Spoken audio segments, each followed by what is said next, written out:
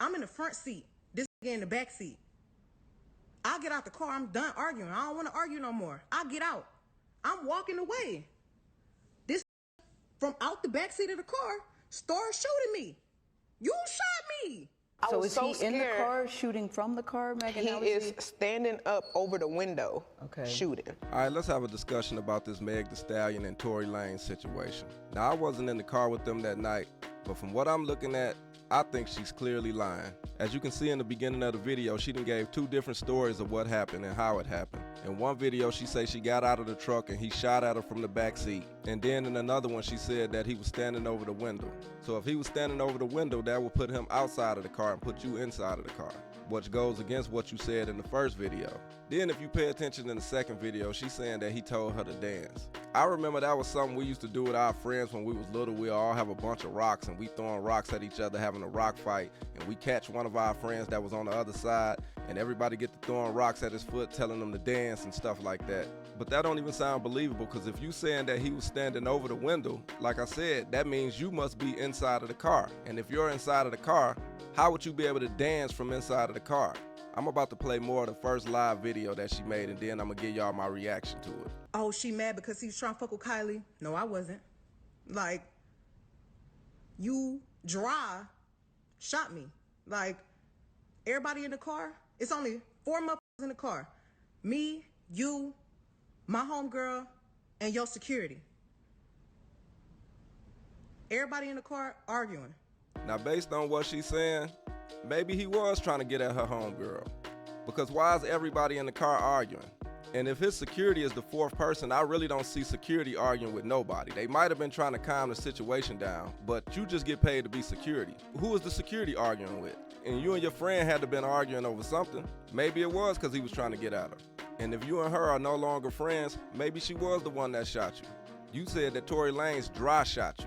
Now, when we hear the word dry snitch, that normally means somebody told on you without really telling on you. So did he really knock the gun out of her hand and that's how you got shot? And is that why you saying he dry shot you? I'm in the front seat. This nigga in the back seat. I get out the car. I'm done arguing. I don't want to argue no more. I get out. I'm walking away. This from out the back seat of the car started shooting me. You shot me. Another thing I want to point out in this first video is why she never mentioned that he told her to dance B and then start shooting in this video. He said dance, and he started shooting, and I'm just like, oh my God. This first video was right after the shooting happened. You would have remembered everything then. I heard Jesse Lee Peterson say, if she's crying, she's lying. And I'm gonna be 100, I don't believe nothing that she's saying in that video. A lot of females think they can just activate a cheat code that automatically makes people believe them just because they start crying. In the first video, when you're on live, you talking like a old hood chick, calling him N-words and everything else. But when you go on TV, you want to put on this big act like you so sad and emotional and can't get through the interview.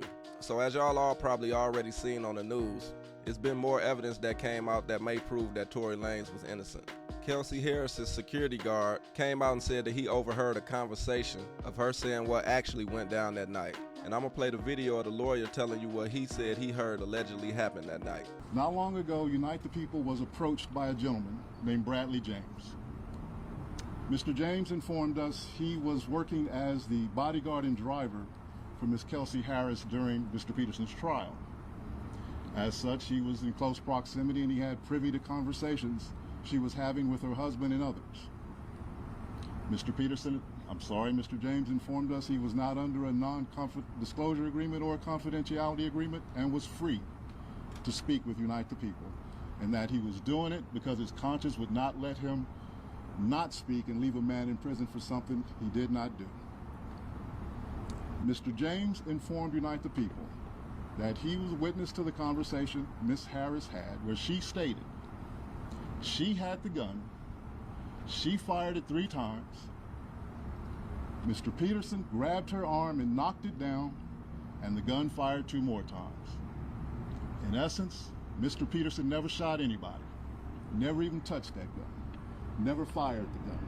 And his lawyer also stated that they were saving all of this new evidence for his appeal that was coming up. But as you already probably heard, Tory Lanez was stabbed 14 times in prison and almost killed. So they felt that it was urgent that they get all of this information out now, as they should. Now, obviously, since this new information has come out, this has been one of the main things talked about on the internet, and a lot of people been coming for Meg Thee Stallion saying that she needs to be in jail. Like I said, I wasn't there that night. I don't know exactly what happened, but if what they saying is true, then she definitely should be in jail. And based on everything that I'm looking at, I really don't see no way it happened the way she said it happened. If we had another witness in court saying that it was two women fighting, why are you leaving the part of the story about you and your friend getting into the fight out of the story?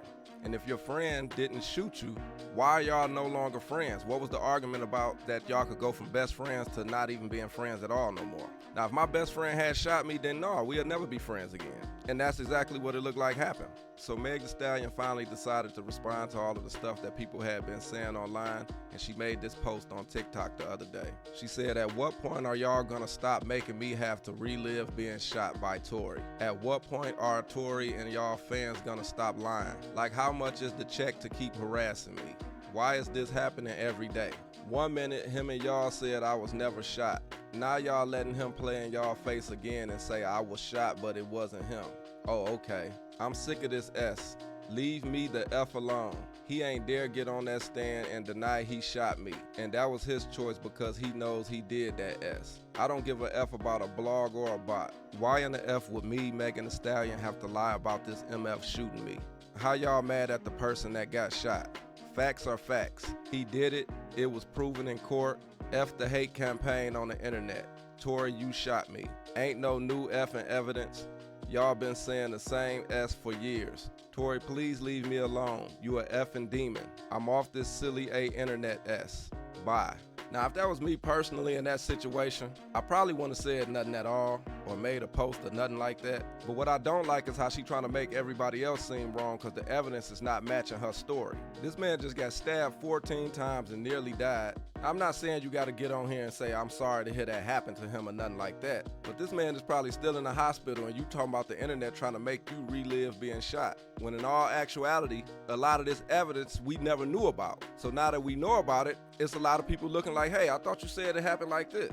Like a lot of people on the internet been saying, it's very funny that right when they say they've got new evidence in the case, he just randomly almost gets stabbed to death by somebody in prison that he never even knew, never had no prior engagements with, just woke up and decided I want to kill Tory Lanez. But one thing I will say, if it did happen the way that the bodyguard is saying it happened, and Tory Lanez took the rap for her best friend, ain't no way I would have did 10 years in prison for nobody. I would have told them exactly what happened. I know a lot of these rappers, they got this street image they want to keep, and it might not even be a street image. That might be how they really feel, but it's not smart at all. Ain't no way I would literally do 10 years in prison just so I could feel like, oh, I didn't talk to the police. It's one thing to say, oh, I don't know what happened or I didn't see it, but the minute y'all try to say that I did it and I know for a fact that your friend did it, I don't care how the streets view me no more. I'm not going to prison for nobody. See, nowadays, people done develop that mindset, especially in the black community, that we don't talk to the police at all. That's snitching. When I was growing up, snitching was when you did a crime with somebody.